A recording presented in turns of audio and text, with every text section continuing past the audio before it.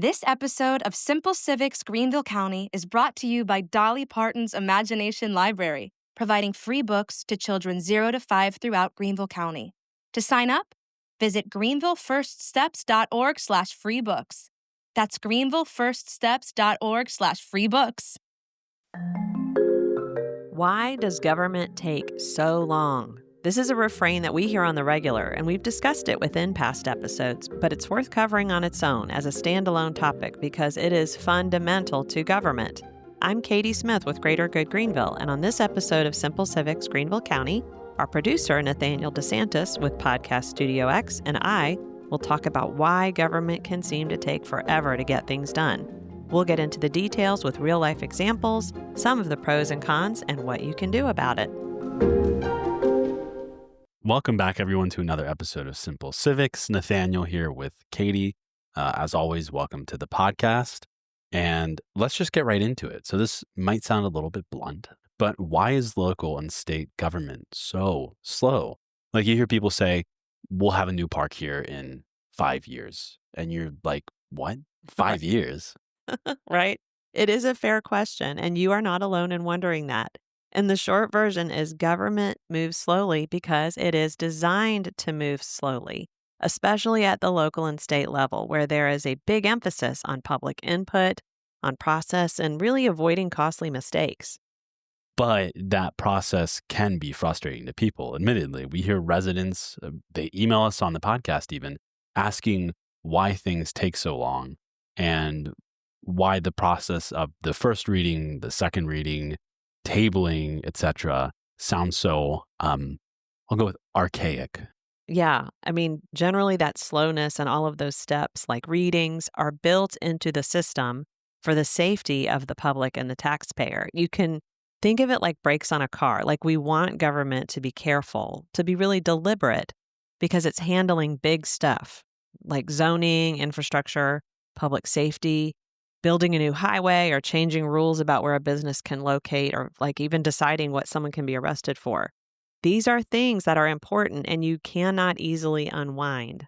So if you move too fast, you miss things. And in government, those mistakes can be expensive or honestly even dangerous. So I see from that point of view completely. But then what is the difference and where do we draw the line between being careful and dragging our feet? That is a fair question, and it is a fine line. And I mean, honestly, sometimes it is just red tape or inefficiency. But sometimes what can look like dragging feet is hopefully a chain of checks and balances. Like, let's say you want to build a new library. That decision may have to go through community input meetings, a council vote, budget approvals. It can even include environmental reviews. It's a whole chain reaction. So I guess the point that we can kind of emphasize, and Katy, feel free to clarify, but it's not just one person saying yes or no. Correct. At least that's how it should be. The point is no single person should have that power. Most decisions require, collaboration across departments, between boards, elected officials, and sometimes between jurisdictions like a city, a county, a state. It's slow, but hopefully that prevents corruption and it prevents snap decisions, hopefully, based on pressure or politics. Right. And that reminds me a lot of G.P. McClear, who's been on the podcast a few times. He's the mayor of Fountain Inn, where he talked about a turn lane on a recent episode that we'll link in the show notes.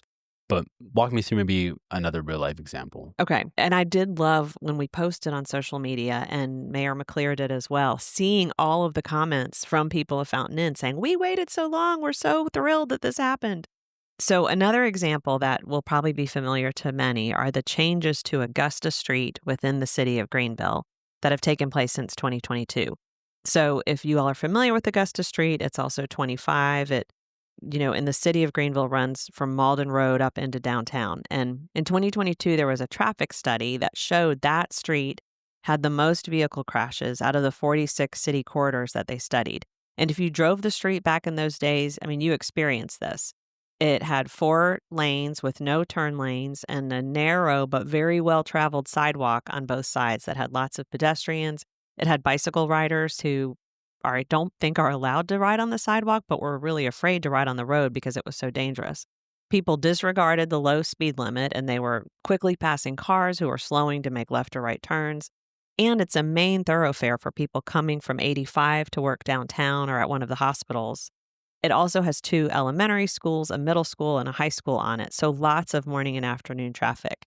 This is my main thoroughfare to get to work and errands, and I always felt like I was playing a video game when I was trying to drive down it. So most people would agree that Augusta Street was a problem. But what to do about it? I mean, I've already listed a lot of stakeholders thinking about all those drivers. Well, the time for talking came to a close terribly in 2021 when a woman walking her dog on the sidewalk on an early Sunday morning was killed by a car that ran off Augusta Street. It was a tragedy, and it really catalyzed work beginning in earnest.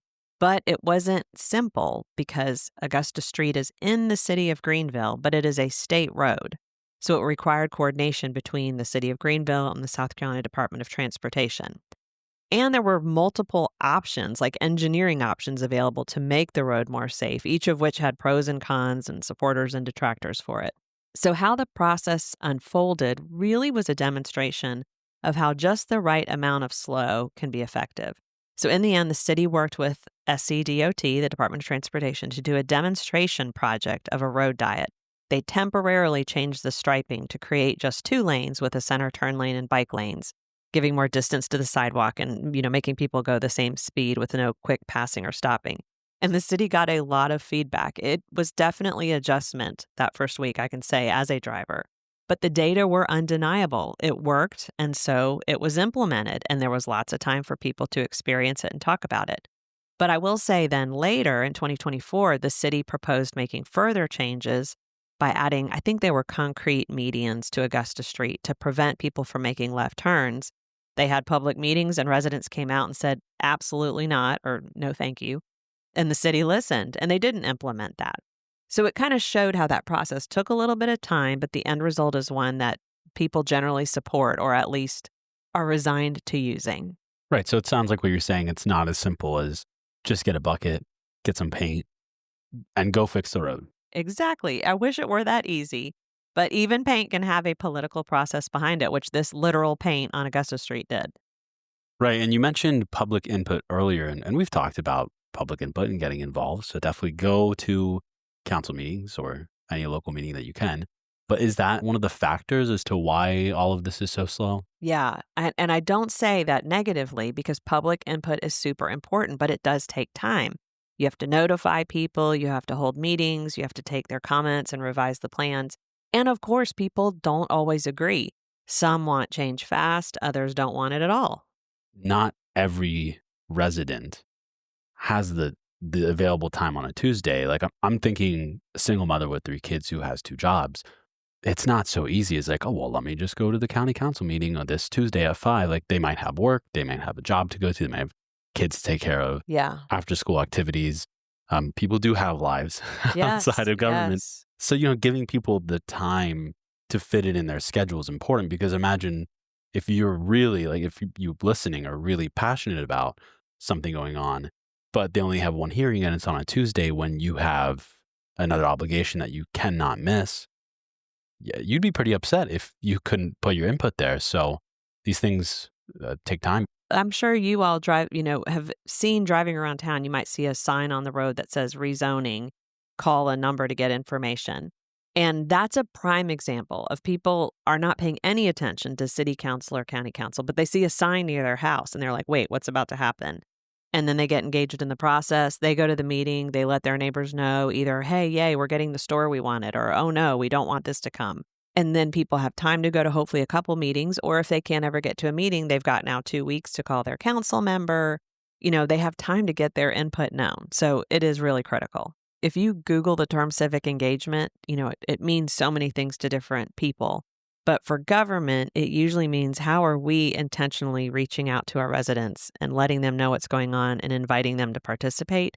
So you could even just look at county council, for instance.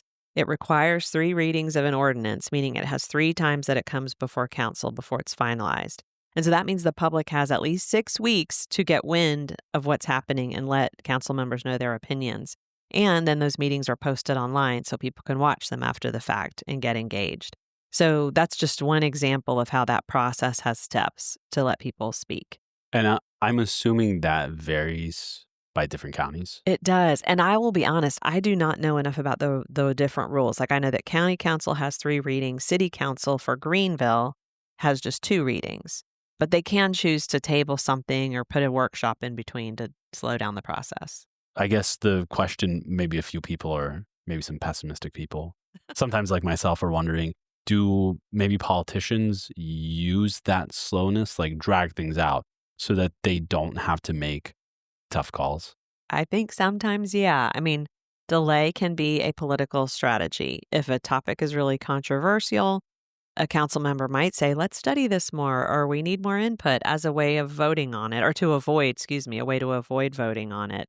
So for sure. And sometimes doing that can help signal to certain voters who feel very strongly about it that you're paying attention, but you're just not going to do something quite yet. Right. But there's some hiding behind it.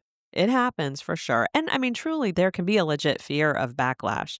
If they make a quick decision and that decision ends up being very unpopular, it can cost them the next election. So in some respects, there's a political incentive to go slow and be cautious. This is really great for Greenville County, Greenville City, but we live in a state, the state of South Carolina. So what about the state government? Is this kind of the same deal? Yeah, it is pretty similar. At the state level, you've got your legislature, but then you have different committees that feed into decisions that come before the legislative body. And that's true at cities and counties as well. But those committees at the legislative level are really important and are a place to really infuse your input as they're considering an issue. Plus, in many states, including ours, you have a part-time legislature. They meet just a few months a year, and that limits how quickly anything can get done. And I'd just like to highlight the episode we did with Aaron Rigo on paid parental leave for the state of South Carolina. This was a very big deal. And you know, it's really funny. So Aaron came on the podcast, obviously, as I just said. And you guys, I remember sitting behind my computer, recording it. And you guys were like, you did this in lightning time. And I was like, oh, this was done in like months. And you guys were like, it was done in 2 years. I was like, lightning time. Okay. Maybe not my definition of lightning, but for the government, I think it is lightning. But I think that exemplifies how even at the state level, you know, there's that same involvement that you get at the county or the city level. And it's the same process of having to go, having to talk, having to hear from everyone. And had the state legislature not heard from Aaron Rigo, who knows what would have happened. Right. And had they not had the opportunity, maybe she couldn't make it week 1 or week 2. But if they didn't have that opportunity and that slowness, maybe this really great thing for teachers in South Carolina wouldn't have happened. And, I think related to that is an interesting note about, some people are probably really surprised to learn that the legislature is part-time. And yeah, in South Carolina, the legislature generally meets only the second Tuesday in January through the second Thursday in May. And they only meet Tuesdays through Thursdays. So that's not a lot of time, which means stuff can't happen super fast. I mean, it happens that way because our legislators have jobs. Like they are our fellow community members that are attorneys or insurance agents or teachers or physicians or whatever the various things are that they do. And that means they're in touch with people like Aaron Rigo. Aaron's teaching their kids or they're, working alongside her. So it just highlights that, yeah, they're citizens just like us that have experiences and interests that hopefully make them connected to us. One thing I'll note regarding part-time legislatures, many people are surprised to hear that in Texas, the legislature meets only half of the year in odd-numbered years. They meet only every other year.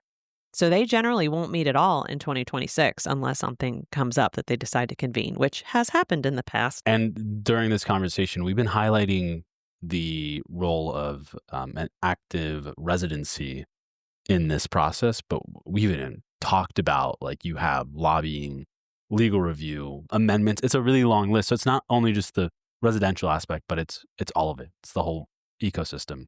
But with that in mind, knowing all of this, is there any way to make it faster without sacrificing all the public input and accountability? Yes, there definitely are. And there are things that cities and states are trying and that our federal government has tried in the past, like streamlining permitting processes or using digital tools to speed up paperwork or combining different public meetings to avoid redundancy. Speed is important in some respects. If you are trying to build a home or an apartment complex or an office building, for instance, that slowness costs actual money because you're having to finance your construction without revenue coming in yet. So if it takes months for a permit to pass and you're just sitting there waiting to put down bricks or install light switches. I mean, that is a problem. But at the end of the day, some slowness is just built into the system. It is not broken. It is just cautious. Right. So it's kind of like we're speeding up the non-essential things. An example, I'll use two examples. One, I believe you can get your driver's license renewed online. That's an example for the public in terms of speeding things up. So you don't have to spend a whole day at the DMV. Another one, though, that I really loved, 4 or 5 years ago now, when I set up my company, I did it all online. Right. And then I think the same day for me, I got an email being like, hey, you're approved. And just like that, I had an LLC. Yes. And I didn't have to go to the Capitol or send anything in. It was all electronic. I think that's a good example of speed in the system. Now, that's a little bit different because we're not talking about, changing legislation or introducing new bills, but it is still speed. Yeah, that's where government can work fast, and it makes sense for it to. Yeah. And then I'll also say that we did an episode back in 2022 on parliamentary procedure with Dan Tripp, who was the county council chairman at the time. And that covers some of this as well. So I think that is worth everyone taking a listen to. Again, that will be in the show notes. We'll link to that there. But it can be a very complicated process. And if someone listening is frustrated by how long things take, what could they do about it? Well, that's a great question. I mean, and that is the question. Mainly show up. Show up in person, show up in email, whatever it means. Attend meetings, write public comments, talk to your council member. The process is slow, but it can move faster when people are engaged and pushing for momentum. And also, of course, vote always. The people you elect control the priorities. Now, you can also check the websites of these government entities, usually on Fridays, and they'll show you the coming week's calendar and agenda, and that can help you know what it is you're wanting to pay attention to. I will say, though, I know you all are busy people, and you probably can't monitor all of this. So please know that there are likely organizations that monitor things you care about for you. It could be if you're interested in conservation, Upstate Forever. If you're interested in particular party politics, sign up for the social media of the party that you support. Whatever it might be. Sign up for social media and mailing lists, and they'll kind of let you know when you need to pay attention to the things that you care about. And I'll also point out something I had mentioned is some people might not have time to go to these meetings, but you can still, like Katie's saying, you can still contact people in government about this. You can go to the Simple Civics website. You'll see a resources tab, and you'll find a link that says who represents me, where you can look up your city council, county council, school board member, state representative, state senator, and federal congressperson based on your home address. So go there because you can, the whole point being, you can contact them directly if you can't make it to these meetings. So it's still a good way to be involved and get your voice in there and maybe speed up the process at the same time. But I think that brings us to the close of this episode of Simple Civics. If you liked what you heard, make sure to follow the podcast and share with a friend who's wondering why that new park still isn't open. Hi, Simple Civics Greenville County listeners, Nathaniel here. If you've made it this far, then we think you'll really love our newsletter. Sign up for bonus content, updates, and more right in your inbox. Look for the link in the description that says newsletter to sign up, or visit us at simplecivicsgreenvillecounty.org. Find the link in the menu that says newsletter and sign up there. We'll see you again next week.